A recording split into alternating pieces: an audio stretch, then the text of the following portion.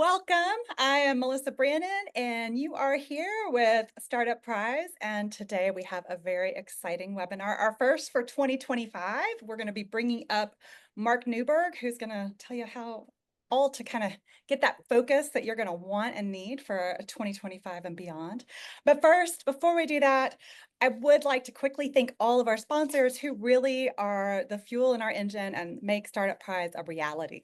So, Startup Prize is presented by the Prize Foundation, by Louisiana Economic Development, with generous support from the Anderson family, Blue Cross and Blue Shield of Louisiana, Business First Bank, Caddo Management, Caddo Parish Commission, Chaff and Associates, City of Shreveport, Greater Bossier Economic Development Foundation, Hurd McElroy Investel LLC, Kallenberg Phillips Family Investment, Heidi and Gregory Kallenberg, LSU Health Shreveport, North Louisiana Economic Partnership, and Oshner LSU Health Shreveport. Thank you so much to all of those who help us make this happen for you. So, as I said, today we are joined, or I am joined by Mark Newberg. I am thrilled. Mark is a longtime friend, supporter, mentor, judge with the Startup Prize. And I really think this topic is going to be great to kind of kickstart your year. To give you a little bit about Mark, he's done a lot. But Mark is the the founder and president of Stockbridge Advisors LLC, where he really is looking at impact management and how to help companies really provide that impact. If you talk to Mark, I mean, this is what he's about. How are you solving those problems that matter the most, and how are you getting there? He has been involved in so many things. So from government to nonprofit to private work to consulting, he helped the city of New Orleans post-Katrina. He's done impact strategies across the board. He is the innovator in residence for Tulane's LePage Center for Entrepreneurship and Innovation. He is a mentor with Mass Challenge as well as Harvard iLabs. He is a longtime mentor and judge for Startup Prize. He has also written or co-written, one of the lead authors, I say, because I know there's others involved, the desktop manual for impact policymakers. Please welcome to the Startup Prize stage, Mark Newberg. Mark, welcome. Melissa, how are you? I'm so good. I'm so excited to have you here, and thank you for making the time. It really Well, means. that's good because nobody can ever tell if I'm excited. I know. Well, that's fine. We'll just look, the coffee makes it. So and I know we just got to hang out here in Prizeport last week for our Focus on Innovation conference. Any comments from that? Any thoughts as before we walk into really how we can all begin to make a little impact? I mean, innovation and entrepreneurship in general are things that everybody can get around and figure out ways where everybody can agree on a definition of progress. When you're bringing a room like that together, it's important to know who you're bringing in, and this matters when you're building companies too. You have to be intentional on the front end in order to get where you're trying to go on the back end. And Mark, it's awesome to be part of. I gotta tell you, what a segue. I love that. And you know, speaking of really being present and aware at the front end, I think that's a great transition into talking about the North Star, which is why we're really here today, right? So tell us a little bit about the North Star, like what inspired you to develop this framework, and what is this framework? Okay. There are two things that inspired me that will be mentioned in the course of this story. But I came up with it on stage at Startup Prize in, I think, 2019. Gregory, your collaborator in chief, asked a group of us on stage, if you had one piece of advice to shout to a boatload of entrepreneurs just getting ready to set sail, and you could only shout one piece of advice, what would it be? And I sort of looked up at the ceiling, and there was a recessed light up there, and I went, you see that? That's your North Star. Figure out how to find it, define it, and refine it, and locate it so you can always come back to it whenever you have to make a strategic decision.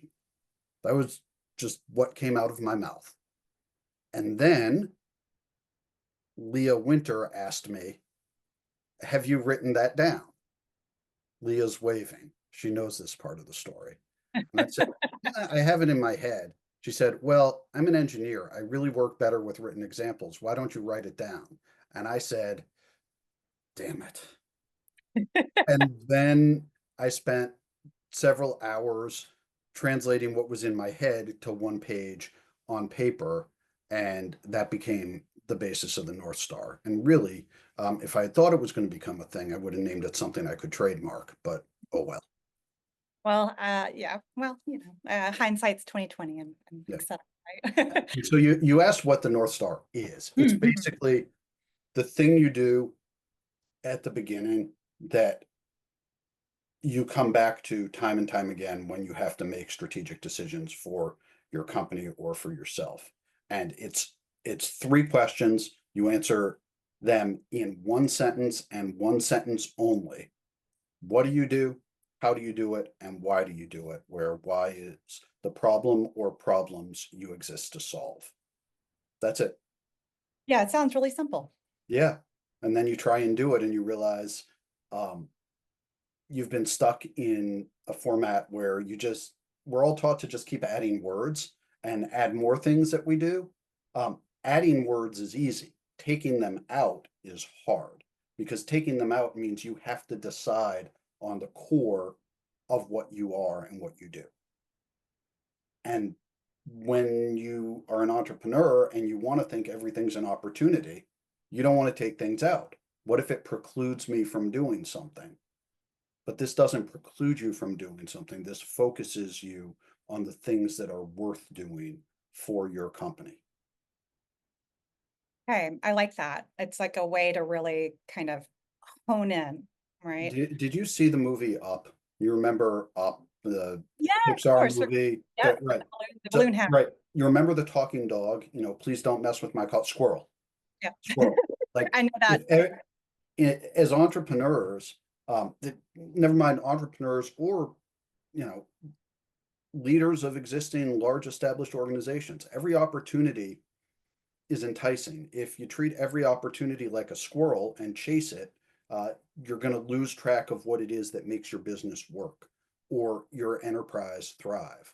Whether you're a for-profit or a nonprofit, it could be a foundation, you could be a multinational investment bank. It doesn't matter. If you lose track of the core of what makes you distinct in the market, then why would someone hire you over someone else? Mm. So does North Star almost act like a decision-making model? Like, would you think of it in that terms? Like, does it check boxes or Yeah, it's the how's it simplest way to different? think about it is it's the thing that hangs above your desk. And every time you're making a strategic decision or your team is together to talk about doing something, the last question you ask is, does this align with our North Star? Mhm. And if the answer is no, you either don't do the thing or you go back to working on it until it does align with the North Star. Okay. So let's talk a little bit more about actually finding your North Star. Mhm. You know, I'm, I mean, these aren't easy yes and no questions, right? I mean, and to your point, If they were easy, it wouldn't need a framework. but is there any advice that you have, like for someone trying to start this process, trying to come up with those three answers, those three sentences? How do you begin that process? Like if you were starting out on this, what advice would you give? Just sit down and start writing. You will edit afterwards, but don't try to negotiate the instructions. Well, but if I can just use three sentences for this one, it would be a much better answer. Don't do that. The reason it's set up the way it is to force you to make decisions, but you also have to actually do it. There are folks I know who've talked about doing it for multiple years, and they can't sit down and commit to a single version of the thing that's in their head. And almost invariably, if you can't commit to the single version of the thing, you won't move forward. What do you think stops people from like a single vision? Like, what Fear, do you see out there? scarcity, Mhm. um, the fear of missing out. But if I say we do this and then someone comes to us with that, then what if we can't do that? And then we wouldn't be generating revenue by doing that. Or what about this other thing? Mhm. Meanwhile, one of the best pieces of advice I ever got when I launched Stockbridge was from a mentor of mine who built an institutional quality, sustainable real assets investment platform. And he said, you have to tell people what you do. If if they understand what you do, they may ask you if you can do something else. But if they don't understand what you do, they won't ask you if you can do the thing that they need done. Huh, that's a really interesting point. I never thought of it in those terms. But if you're, Mm-hmm, so basically you're saying if you're very specific and very thoughtful about communicating what it is, that mm-hmm, specific thing you do, mm-hmm, it's clear, people may use that to ask mm-hmm. about these other opportunities. And and also to be clear, the North Star is for internal use. You can have a version of it that informs how you communicate externally. But like if there's no decision-making mechanism inside your company that says this is not for us, Mhm. then you're just gonna like what startup is over-resourced? You like you never had there might come a point where you have enough people to try and do everything. That's usually the point where the business starts to sort of flounder. Uh, Mhm.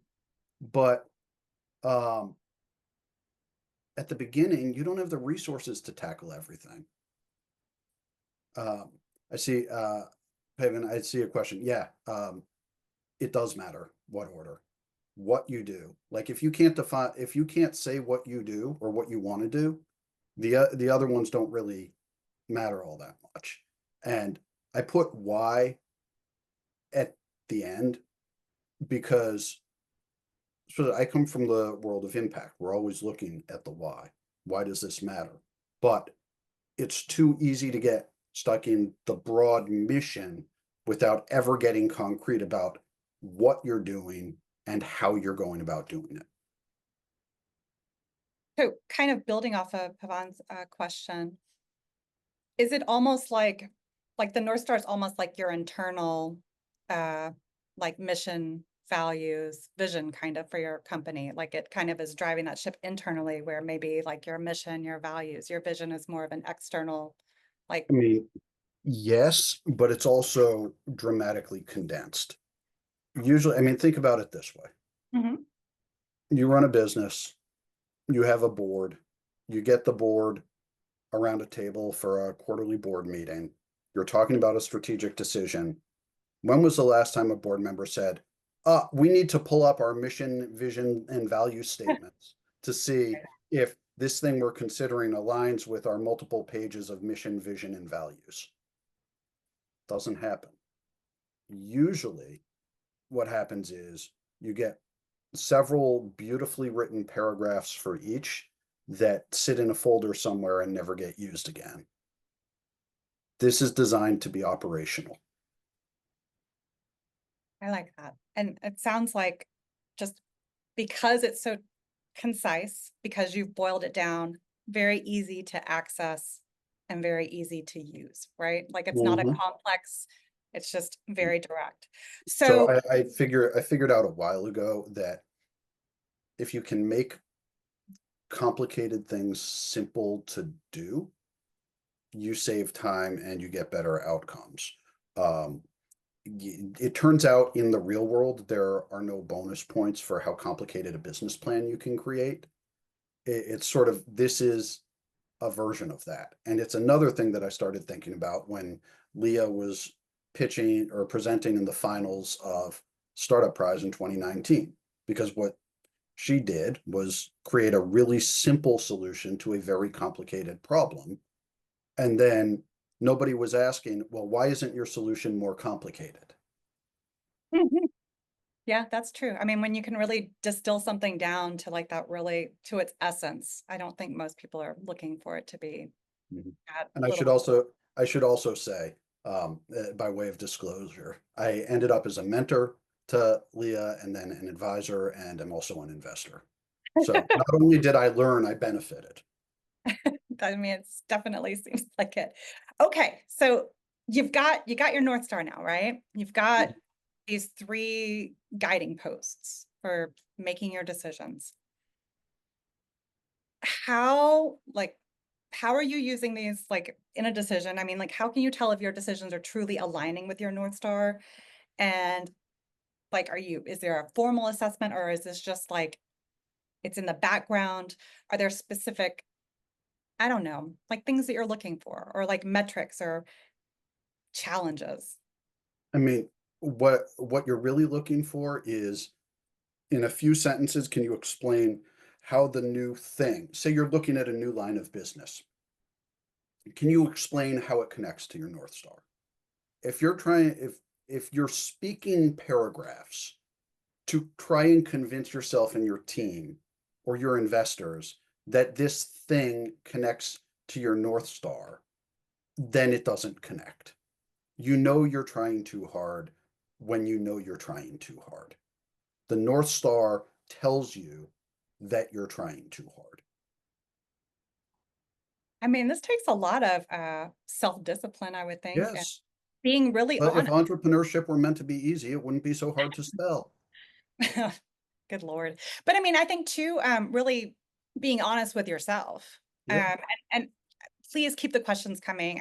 Sometimes we'll throw them in, but I think Christine has a great question, which is how do you balance investors' appetite for a broad market opportunity while still focusing on your initial application? Or like maybe like you have investors that are constantly looking for that growth, constantly looking Mhm. for your markets to expand. How do you reconcile that, or how do you balance that? Am I getting that right, Christine? Yeah, yeah. We're focusing on, I'll give you a more concrete example. We're focusing on the US market, maternal health, but postpartum hemorrhage, right? So I continuously get things, well, why don't you take it to India? Or why don't you focus on preeclampsia? And it's like, well, wait a minute. And other people have said, we need to understand, are you a broader play? Are you just a one-trick pony? And it's like how you get the messaging around that, right? So people believe there's the potential, but you set yourself up for success. Like you say, you don't have the resources to do it all right now. The North Star isn't meant to say this is all that we ever do. The biggest part of the North Star, the the what and the how might evolve over time. The why shouldn't. And if it starts to, you're talking about a separate company or a separate subsidiary or something else. Like until the problem that you grew up to solve is solved. Um, Stepping back from the North Star, if an investor says, well, we invested in you because you're going to tackle North America, but why don't you go to India? In medical device or med tech, there's a really good reason why you don't try and do multiple markets at once as a startup. The answer is, well, here's how much more money it would cost to do both at once. Would you like to write a check? I, like this is just logical. Um, it's not as though you can flip a switch and suddenly deploy health technology to different jurisdictions. Health technology is regulated everywhere for good reason. I All mean, right. does that Makes sense. answer the No, question? makes sense. Add clarification on the why versus the what and how. Right. Like if you, so you have what we would call a beachhead market. Like this is the first thing we're addressing. But, you know, maternal health is a wide spectrum of things. If your North Star, if your why ends up being to improve the health and lives of expectant mothers and new mothers across the board, like that is a wide aperture for you to go after. But you have to start somewhere. I like how, because one thing I was curious about is like, can it shift a little, right? Like, Mm. like over time, does your North Star evolve? I mean, it sounds like maybe Mhm. the why stays. Yeah, It's but like like kind of your course, how you're getting might change and evolve. think about how the how 5 years ago, how many of us would have included AI in any way in our how? 10 years ago, how many would have included 3D printing, modeling, and rendering? And, you know, but the how has to be grounded in something that actually adds value or reduces cost in how you produce your product or service. It's not like when 5 years ago everybody was suddenly a blockchain company and nobody could explain what the blockchain was or did, or how customers would use it, or why it would be better for customers to use it.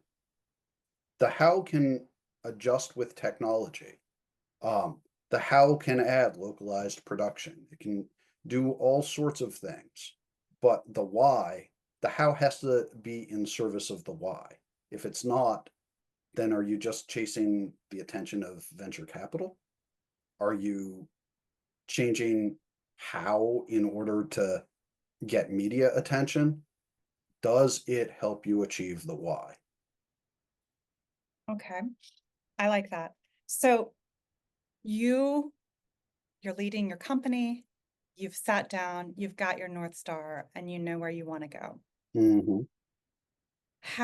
What advice do you give for leaders who are trying to kind of bring this type of framework to their companies, like kind of getting buy-in from other individuals, by team leaders, or even, is this something that you would recommend like teams within an organization are looking to do? Mhm. So, I mean, the answer to the latter is yes. Um, it's like think of it as a series of concentric circles, but you have to have the big circle first. Um, so let's say you're the CEO and you want to do this. Who are the people on your team who are empowered to make decisions for the organization? Whether it's the C-suite, whether you're structured so it's an ownership group, whatever. Mhm. All of them have to be on the same page. So if you as a CEO want to start with a draft, fine. But if you want buy-in, you have to let everybody in a leadership position participate in the process and see where some of their suggestions are being incorporated into the final North Star. That it doesn't mean that everybody's exact words have to be used, but the feeling and the meaning of what they say has to be incorporated. And if there are disagreements, you have to make them clear and then discuss them. The North Star is not a thing you can dictate to your leadership team. It definitely seems like it would be something you'd want everyone to really No, fully I mean embrace. you can dictate it, but then you will lose a number of members of your leadership team. Right. Well, have you seen like when there's kind of an impasse, like like how that typically resolves, or advice for kind of, I don't know, So there's, I mean, yes, the one of the things that this does when you're a more, well, no, it works when you're an established company. It also works in, growth stage. Like this may reveal that some folks are not aligned with the vision of the company. Mhm. That's okay. Like teams change, but you'd rather know now than a year from now that somebody is not a fit. Right? Like, what's your why? My why is making money. Well, we have a purpose beyond that. We use our purpose to help us make money. That's why we do the North Star. That's why we're a business. But you are not aligned, and maybe this is not a great fit.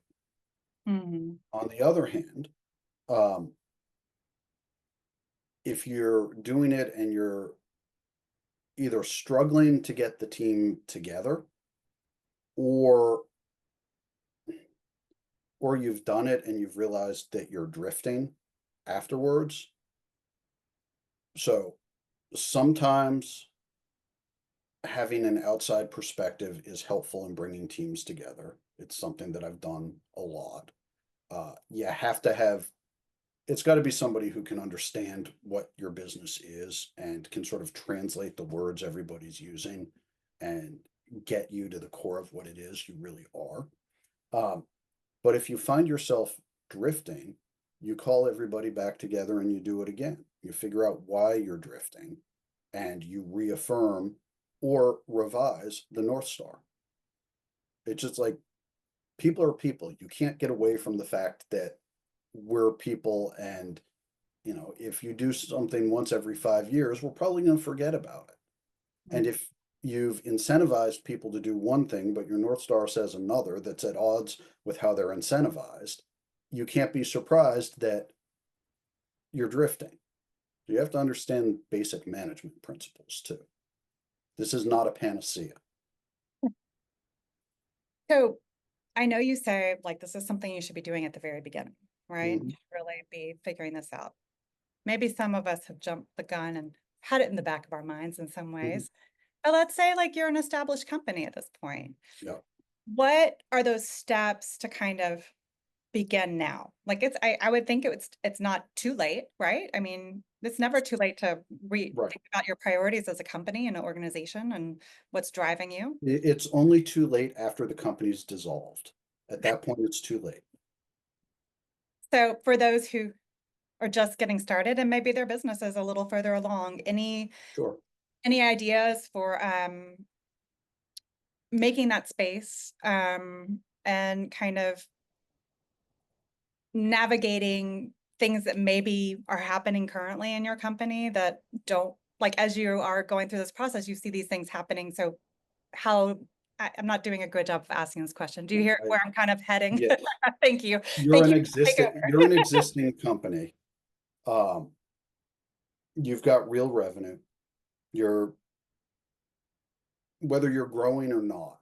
Um, but you're realizing that you don't have that single thing that everyone's aligned Mhm. around. Or you might, but not everybody's using the same words to mean the same things, and it's causing friction, and it's leading you to miss opportunities that you would and should pursue, or it's causing you to be far less efficient than you want to be.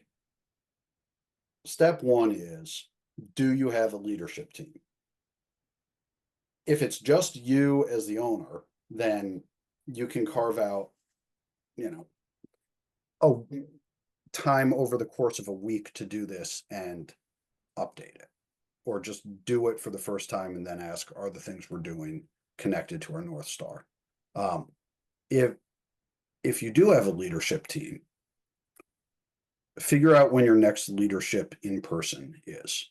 Hopefully you have an in-person leadership meeting at least once a year. You as CEO, start by doing your draft.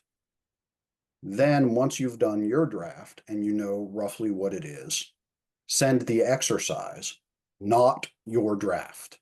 Do not send your draft. Send the exercise to your leadership team. Have them do their drafts. Then you, or preferably somebody not you, combine them all into something that is hopefully 75 to 80% aligned. Then bring everybody together at the leadership retreat and carve out 2 or 3 hours to combine them all and discuss why it's been combined in that way. You'll find that you do a lot of editing in real time, but you'll find that everybody buys in and that you come out of that room with a much clearer direction, not just of what your North Star is, but what the opportunities are that have been hiding in plain sight for you to do good and do well at the same time. And that means growing in alignment with what you want to be as a business.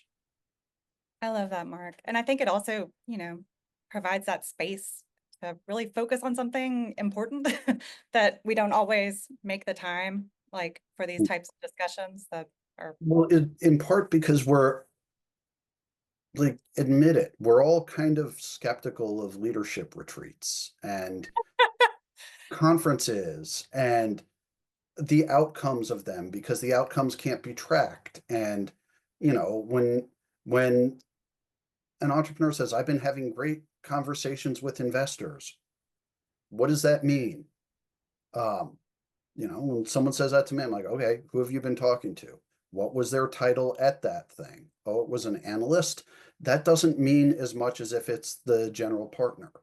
There was a point maybe 7 or 8 years ago where a bunch of folks were pitching software for conference organizers, so conference organizers could track the outcome of conferences, and it was going to require everybody reporting who they connected with and all of these things. And admit it, none of us were ever going to report who we connected with at a conference. It's just not a thing. We're skeptical of the squishy stuff. If you do the North Star in person with everybody, there's a tangible thing. Back to what I said earlier. It's both aspirational and operational. You actually use it in the course of your business. That's how you get outcomes. Wow. I mean, that's a real, I don't know what. And yes, bowling as a team can be fun, Oh, but I thought you said bullying. no, Yes. bowling. Robert Putnam would be proud to hear you say that. Um, so I really want to be respectful of folks' time because, this is kind of lunch and we super appreciate everyone who's joining us today. We have a couple more minutes for questions. If anyone has any additional ones, I always try and bring them in as I see them pop up. But I guess, Mark, I think about a really nice question to finish us out today. Yes, I'm generally as grumpy as I seem. No, stop that, Mark. When you first approach a company or a company approaches you, what are the things that get you most excited about supporting that company or mentoring or talking to that company? As if someone comes to you, a founder comes to you, what kind of sparks your interest? What gets you excited? They clearly care about the problem they're trying to solve. They understand why the problem they're trying to solve matters. They have a sense of who the paying customer is for that solution. And I believe they have a realistic sense of how hard it is to build things that are sustainable businesses. And also, Melissa, you've heard me say this a bunch. Authenticity never goes out of style unless you're authentically a jerk, in which case the advice is different and I'm usually not the one giving it. There's just this intangible thing when you meet someone in person. It's how we're wired. Malcolm Gladwell's written about it. Like, do I trust you that you're going to try and do the right thing the right way for the right reasons? And if not, it was nice to meet you, but I'm an INTJ. I'm happy to go back and have my coffee in the corner. You're gonna Meyer-Briggs me now. Well, I appreciate it, Mark. Truly, thank you for spending some time with us today. Thank you so much for kind of giving us the breakdown on the North Star. And for those of you who are with us today, we super appreciate you joining us. Feel free to stick around for a bit. We'll say a couple of hellos, but we will see you next month for our next webinar. I'm not sure what it is yet. If you have an interest, feel free to just send me a line and we'll be taking special requests. Until next time, Mark, you know what I'm going to ask you to do. You ready for it? Look at that Ever smile. ready for it? All right. On the count of 3, we'll go out with a 1, 2, 3. Viva the startup. Startup Prize. Terrible. All right, Bye. everybody. Thank you again for joining us. I'm from Boston. Enthusiasm is anathema to us. We will see y'all next time. Thanks again, Mark. Mm.